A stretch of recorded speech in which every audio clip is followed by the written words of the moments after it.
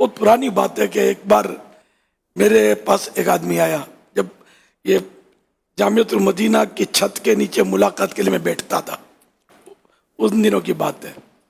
تو اس نے بولا کہ میرے پیر صاحب اب کہاں سے آتے ہیں یہ میں بھول گیا. پیر صاحب آتے ہیں ہمارے گھر پہ ٹھہرتے ہیں اور ہم پریشان ہو جاتے ہیں، یہ بس آگے ٹھہر جاتے ہیں. اب پردے کے مسائل، جگہ ہماری کم ہے اور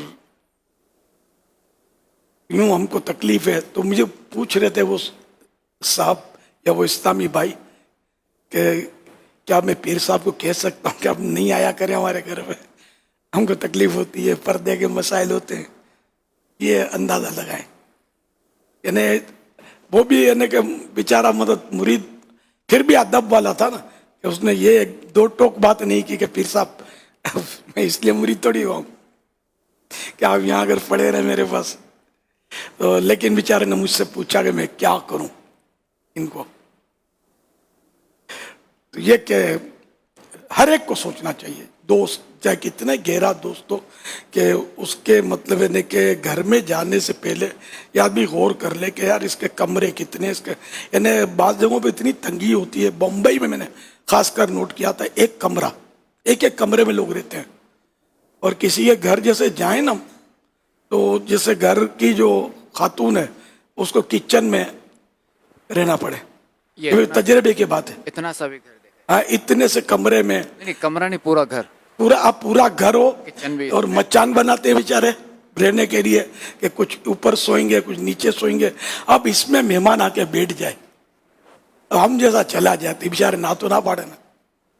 اب وہ کیا کریں، کوئی کچن میں، کوئی واش روم میں عورت چھپی ہوئی ہے اور اب وہ واش روم میں دعا بھی نہیں مانگ سکتی، اشارے میں ہوتا ہے، دل میں مانگتی ہو کہ یہ پیر صاحب کب تشریف لے جائیں گے کہ ہم ٹھنڈی ہوا میں آئیں.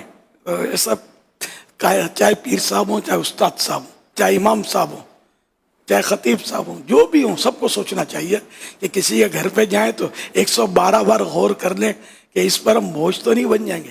اچھا، بعضوں کا گھر تنگ نہیں ہوتا، وہ دل تنگ ہوتا ہے. اس کو بھی سمجھنا ہے. گھر تو بہت بڑا ہے اس کا، تو اس میں وہ ہم رہ تو لیے لیکن وہ ایک دم بیچارہ ریزرو ہو جاتا ہے اور آزمائش میں آ جاتا ہے. اس کی مصروفیت ایسی ہے، اس کے ٹائمنگ ایسے ہیں. اب وہ ظاہر کوئی بھی مہمان آئے گا تو اس کو ٹائم بھی تو دینا پڑے گا نا. یہ تو ہے نہیں کہ مہمان کو بکری کی طرح یا مرغی کی طرح اس کو کمرہ دے دیا اور باہر سے بند کر دیا، عورتیں بھی آئیں جائیں اور یہ مہمان اندر پڑے رہیں اور کھانے کے ٹائم میں دروازہ کھلے اور روٹیاں ڈال دیں. ایسا تو نہیں ہوتا نا. تو اس لیے وہ ہر ایک کو مطلب یہ غور کرنا چاہیے، سوچنا چاہیے. مہمان آتا ہے تو اپنا رزق لاتا ہے، اس کو کھلانا پلانا یہ بھی کار ثواب. اور جب مہمان جاتا ہے تو میزبان کے جو گناہ ہوتے ہیں ان کے بخشے جانے کا سبب ہوتا ہے. یوں مہمان اللہ کی رحمت ہے، اس کے آنے پر رنجیدہ نہ ہوا جائے، خوش دلی کے ساتھ مہمان نوازی کی جائے. اور اس کو رخصت کرنے کا طریقہ یہ ہے کہ مہمان جب جائے تو سنت یہ کہ اس کو دروازے تک چھوڑنے کے لیے جائے. یہ مسلم اور بخاری کے حوالے سے ایک حدیث پاک ہے. رسول اللہ صلی اللہ علیہ وسلم نے فرمایا کہ جو اللہ اور آخری دن پر ایمان رکھتا ہو وہ اپنے مہمان کا احترام کرے. اس کی مہمانی 1 دن رات ہے اور دعوت 3 دن ہے، اس کے بعد وہ صدقہ ہے. مہمان کو یہ حلال نہیں کہ اس کے پاس ٹھہرا رہے حتیٰ کہ اسے تنگ کر دے. یعنی مہمان کے لیے بھی یہ جائز نہیں ہے کہ اتنا آ کر پڑا رہے اس کے گھر کہ میزبان جو ہے وہ تنگ آ جائے. یہ پھر یہ لفظ حلال نہیں اس کے لیے.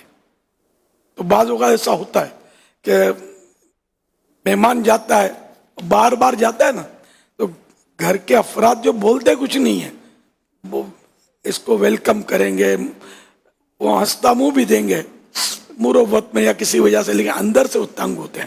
تو اس لیے مہمان کو بھی غور کرنا چاہیے کہ میں یہ جو کر رہا ہوں یہ درست ہے یا کیا.